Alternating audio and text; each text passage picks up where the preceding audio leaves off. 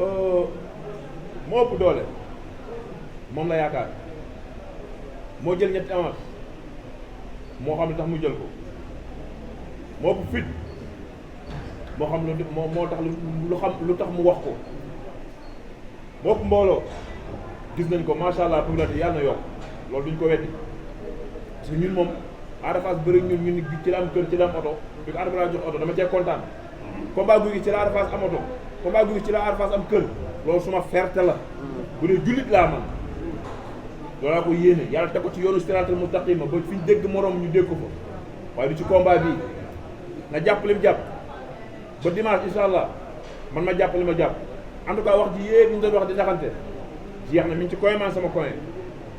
nice Gouye Gui sourire la ñuy gis Gouye Gui bu firi happy amul Gouye Gui bu toog di ñëkkal nangam maa ngi dégg sax am ñuy commentaire naan dégg naa keroog da doon bëgg